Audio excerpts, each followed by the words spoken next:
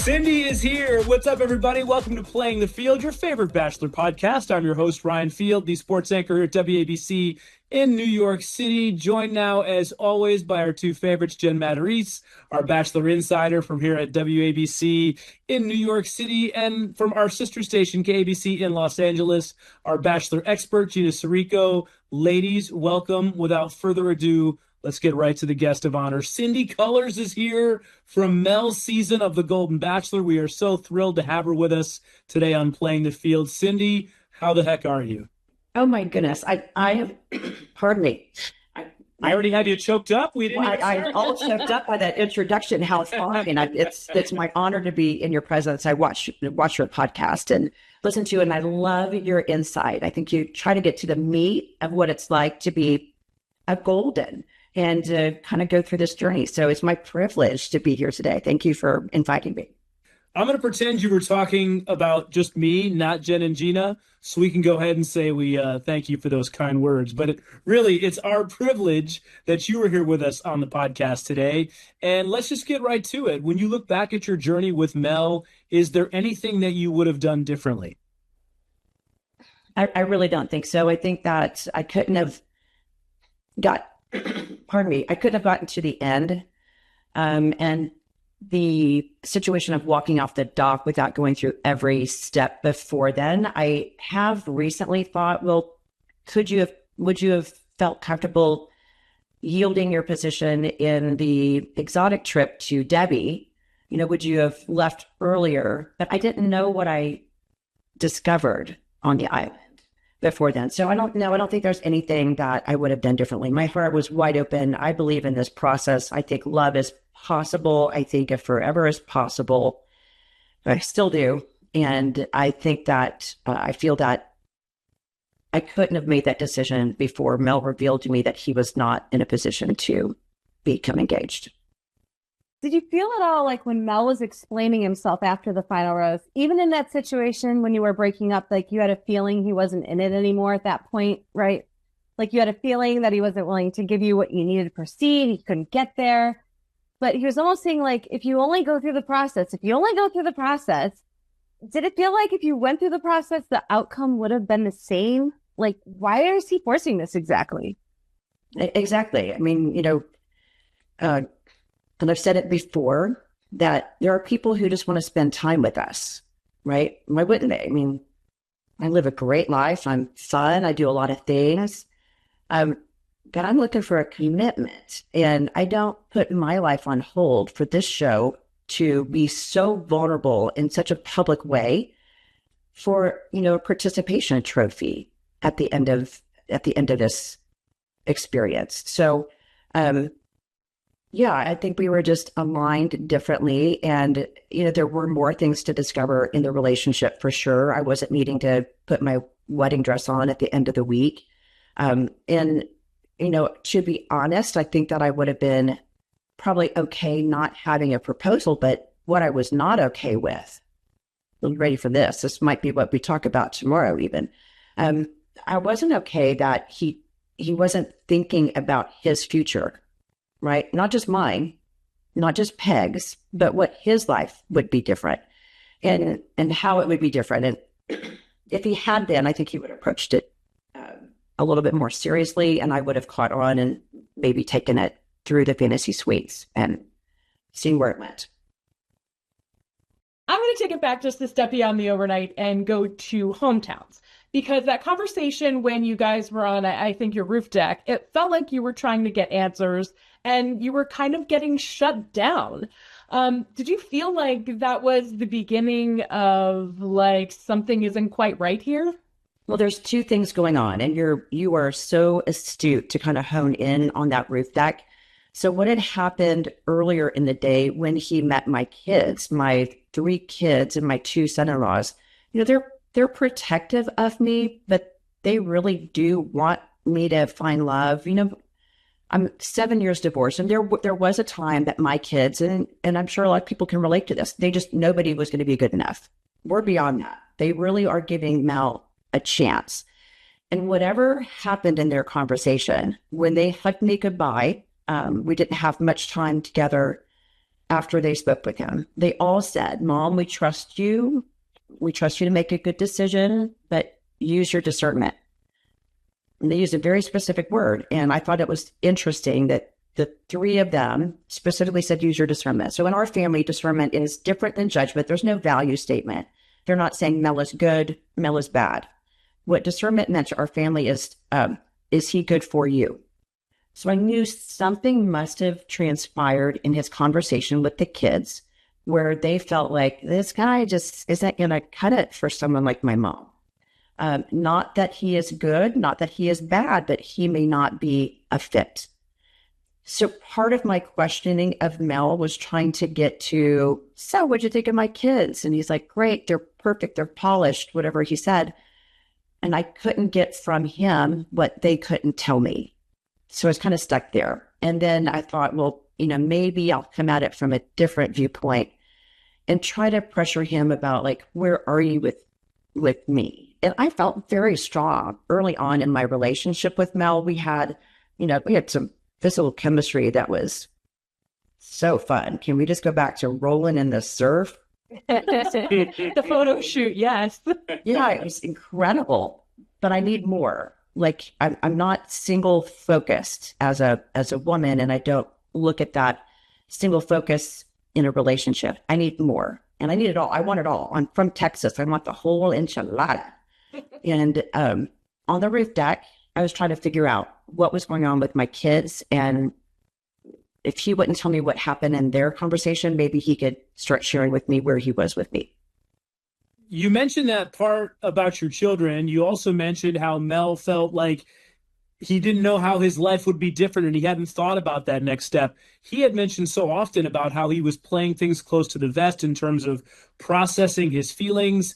How did you know that wasn't the case? And if you didn't, or if it was a combination, how did you differentiate between the two as to what was really going on? It's a very good question. And I'm just going to give you a little analogy. Some people have a lot of layers, right? And think about things differently, deeply, with more facets. They're like onions, right? They have more layers. And then there are people who are apples. And so I was trying to figure out, is Mel an onion or is he an apple? Apples are great, but they don't think with the different facets that an onion does. I don't know if that makes any sense. And it's no value judgment. I think apples are great. Apples need to be with apples and onions need to be with onions. But I'm a multifaceted person who, to those, much is given, much is required. So if you're going to have a relationship with me, you're going to get a whole lot out of it. But I want you to meet me on all fronts. And I think that Mel may not need that type of relationship, may not be at a place in his life where he wants to be an onion. I think he is an onion, but I think he right now kind of wants to just have fun. And there's nothing wrong with that. Nothing wrong with it. I've been an apple and I may be an apple again, but right now in a relationship, I'm kind of looking for an onion, and I don't go on a show like the Golden Bachelor to be an apple. So on the show, they portrayed Mel as being a man of few words. Did you guys have in-depth conversations about anything, or was it just a constant struggle for you because you were trying to peel an apple? That's why I said I really do think Mel is an onion. He's incredibly intelligent. He reads prolifically, and we connected when it came to, I asked him at our pool party, like, what is it like to have a backyard barbecue for you? Are you looking for somebody to come and do a cannonball in your pool? Are you looking for someone to co-host with you and to help entertain? Like, what does that look like? Because I've been to plenty and there's a wide variety. He and I seem to be very well aligned. And that's why kind of at the end, I was a little ambushed that he went from showing his onion layers to just being kind of like, let's just have fun. Let's just be an apple. And I don't know if, I've dated quite a bit since my divorce. He hasn't. Maybe the idea of going, from one relationship into another was kind of not scary for him. Maybe scary for him. Maybe overwhelming might be a better word. It's possible. There was a point, I think it was at the tailgate party, that sort of backyard barbecue, where you even flat out asked him, like, do you like me as much as I like you? And he said, I like you as much as you like me. And it was one of those things where it felt like, yes, maybe you are aligned. It must feel like when you look back and you're looking at the signs, do you feel like, was I reading this right? I have some very close friends from the show who are really tired of hearing me defend Mel. They're tired of it. They're like, he doesn't deserve it. And I'm like, that's not true. Mel and I had great alignment. We really, truly did. And at the tailgate, what you saw, the little whisper, do you like me as much as I like you?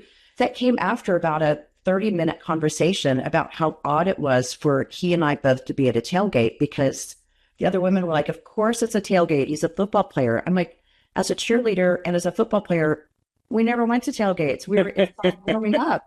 And so I could relate to Mel in areas where, people just would superficially understand something about him. And I feel like he and I had a deeper connection. And his big, bold move to go back to law school, I can relate to. I've had several big, bold moves in my life, and I know what it takes to ball up and go do that. I see his dedication to his kids, and I can relate to that.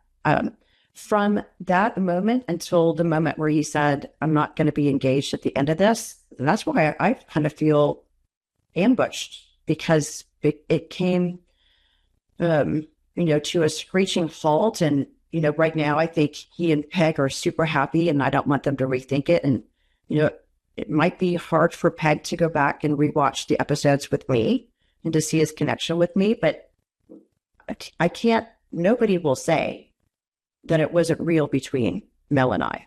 And he might want to rewrite that at this moment. But looking back, we were both in it. We both had great alignment. And I think we could have built kind of a very exciting future together.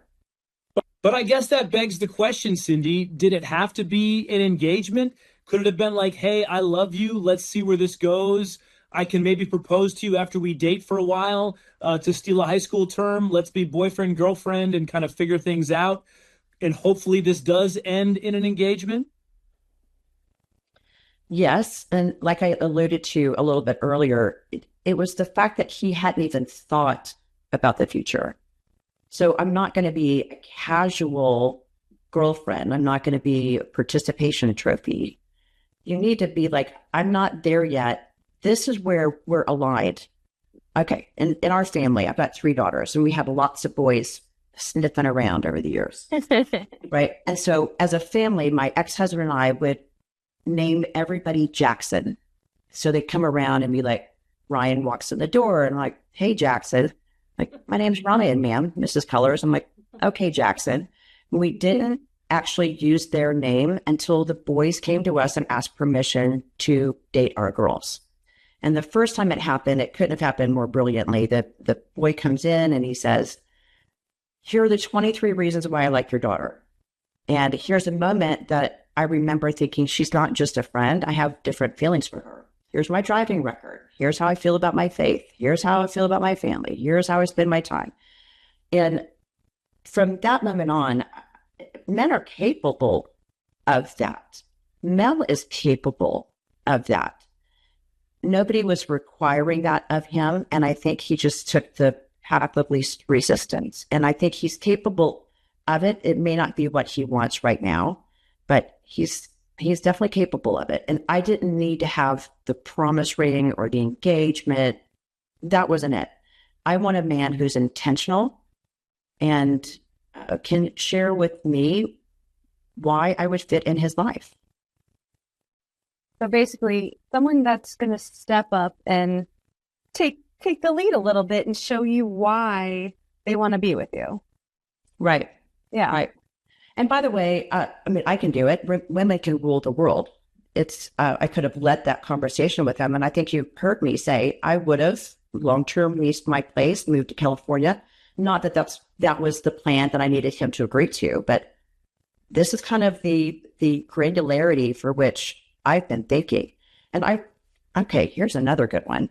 I was thinking about meeting his boys the very next day, and I was, trying to think, what would I want to know about them? How do I get to know them best? kids are super important to me. I only have girls and son-in-laws, so having two younger boys doing sports, I was like very excited about the idea of being in the bleachers with them. But you got to know them as people too, and how do I do that? And it occurred to me that that was probably more thought than Mel put in when he met my kids. And maybe because he hasn't gone through this process before as, a participant, as a cast member, that he didn't take advantage of that very special opportunity to meet someone's family. We were talking a little bit before the call started about roles and relationships. And do you feel like this format of the show with all these women going after one guy, do you think that actually works better the other way when there's a Golden Bachelorette and there's more kind of competition? Like, did that ever enter your mind? And would you ever want to be the Golden Bachelorette? That's a lot of questions, a lot of different questions. Oh, those are a lot of questions, two different questions right there. But let's talk about like, would it be different? So I think in some ways it might be a little bit harder to manage with the female lead in the dynamic that I like to be in the divine feminine, and in a way that doesn't lose my power, but I gain power, and I like the dynamic of the feminine masculine. So I think if you're in the lead, it's hard to allow so many men to be in their masculine, but to remain in your feminine, right? Because there's some things you have to do. Yeah. And then what I want to be the Golden Bachelorette, let's see if there were enough people who watched first season to make it viable. I mean, I think that unfortunately it was such a flat season, and Mel, as an observer, not a participant, that, let's revive it, but let's do it in a smart way. Let's figure out what people really want to see. Everybody has a mother or a grandmother or an aunt or a colleague or a neighbor in their golden years struggling with these decisions. And, do you want to see the gowns? Do you want to see the glamour and the glitz? Or do you want to get down to like really understanding what this process and this challenge is? So that's what I would want to know first. So say that came about, or even if it doesn't, just tell me what it is. What are you looking for? Who are you looking for? Who is like, what are those characteristics that your match would have? Like any gem, I have different facets, and, people see me living in this beautiful high rise and they don't recognize that I spent every summer on a farm in Nebraska, played with the hogs and, laid irrigation pipe. So I think that I want a man who also has a lot of facets. Definitely faith-based, family-based. Been through it, is able to make big, bold changes in their life. I think that men, as they age, sorry, Ryan, not you, but that's okay, Cindy. I haven't aged yet. You're okay. But do watch for this in the men in your circle, because I think we could encourage them back into it. But men kind of lose their curiosity sometimes, and they tend to be stuck in their ways. And I want a man who is stuck, who's fun, who likes to do a variety of things, who likes to go for a walk and exercise for sure, sports for sure. And those seem superficial, but what I want is a full spectrum guy. I'm looking for it all, the whole enchilada again. Well, listen, on behalf of the entire male species, I can say that you are quite a catch, and I have no doubt that it is going to all unfold the exact same way that you want it to, which I guess begs the question, have you started dating? Have you put yourself out there? Are your DMs open? What's your thought process here at the moment? So I haven't been out, necessarily of the show more than a week and a half, right? So it's super early, but I was blessed that one of my castmates introduced me to a friend of hers. And so I've met one person, and, it's super early, but I'm open to it. I'm open to certainly love and finding my forever, but I'm also in no rush. I have a fantastic life that's super full, and I'm not going to compromise, as you guys all know. That was from our conversation, so, sorry to jump in, but I met Cindy at a Golden Bachelor event and I got to have a chat with her, and we played a little bit of that here on the show. And as we talked about it, like you said, we're going to find out who will compromise and maybe who won't compromise. And all of that played out for sure. It was so interesting to see, like, that stayed with me in that moment as I was watching through the rest of the show. It played out in two ways, Gina, too. It played out in the way that I'm not going to compromise in what I want, but also he wasn't going to compromise in it's going to be 2 years, get my kids out of the house. And I was willing to compromise and move my life. And so compromise means an awful lot. It's complicated. You're golden. It's complicated when you're young, but I think we can all agree dating is complicated all the way around. There is no doubt about that. How about a couple of quick ones here before we let you go? How awkward was it when the fireworks were going off, you're crying on the beach, and Mel is sitting there on the dock? Incredibly awkward. And you know what the delay was between you and me? This is a little production insight. They didn't have a car for me. They didn't expect you to be leaving at that moment. I wasn't leaving. I'm going to the fantasy suites. We're going to be in our bathing suits in a pool watching this. I don't know what their plan was, but they had to call an Uber. And my pacing was literally getting ready or waiting around for the Uber. Oh my gosh. Well, we were all definitely feeling that moment for a lot of different reasons as it unfolded. How about your favorite moment on the show? Mine personally, seeing Mel scared as hell on the horse on your date. What was your favorite moment? Favorite moment is being with the women, for sure. The women from this season are so incredible. And I'm, because I was under, secrecy until this last week, I've kept a little bit of distance from them, but now it's just like a floodgate and I just can't get enough. I'm soaking it all up, for sure. Well, for sure. We've certainly enjoyed having you here on the podcast. You're so well-spoken, very regal, very elegant, and we wish you nothing but the best of luck in your journey to find Mr. Right. We know he is out there somewhere waiting for you right now. Thank you. Keep an eye out for him. He might just come through my friends and family, so you know me the best. Thank you so much. Sometimes it's the way, right? Well, thanks for being here, Cindy. It meant a lot to us. Thank you. Have the best day. Thank you. And Jen, if you like our podcast, what do you need to do? Like and follow us. And while you're at it, leave us a review. Leave us a review. We love the comments. We'd love to hear what you have to say about our conversation with Cindy. We know we enjoyed it. Cindy, thanks again for being here. For Jen and Gina, I'm Ryan. We will see you next time on Play in the Field.